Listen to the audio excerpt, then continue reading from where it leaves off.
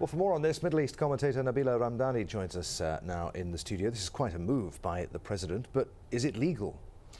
Well, nothing is particularly clear in Egypt right now, and it would be an understatement to say that Egypt is in a state of flux at the moment.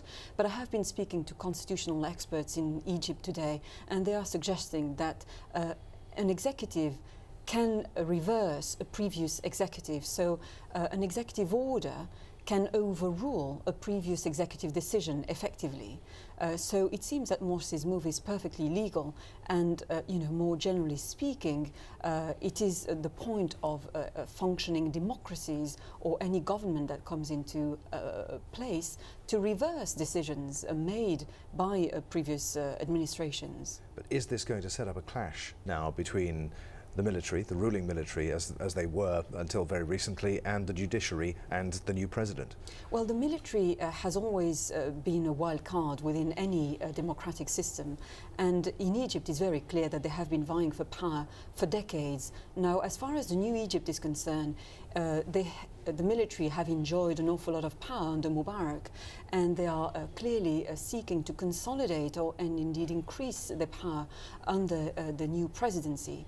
So it would be interesting to see when parliamentarians resume their sessions, as Morsi has announced, whether military guards will let them in parliament or not.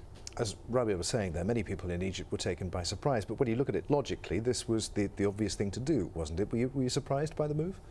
I think Mohammed Morsi and indeed the Muslim Brotherhood have always made it abundantly clear that they wanted the parliament to reconvene for the very simple reason that they want a majority of seats, 46%. And of course, when you elected a president, you want a majority in parliament to push your reforms through parliament. So, and we've seen also during the campaigning of the Muslim Brotherhood, the spokesman for the Muslim Brotherhood, who had already made it clear that parliament would reconvene if Morsi was elected, and indeed they would insist that the committee chosen to draft the new constitution would also not be dissolved and resume again its session. What does this mean for Egyptian politics in general? Is this something you see as a positive move perhaps, or is it the start of a prolonged period of bickering?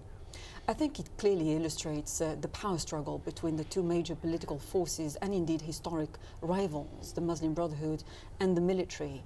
And it has been suggested that what seems to be a defiant move by President Morsi can be more complicated than that. It could be read as a complex deal behind the scenes between the military and indeed the Muslim Brotherhood, as effectively, once parliament resumes, new elections will be held in 60 days, which is exactly what the military wanted.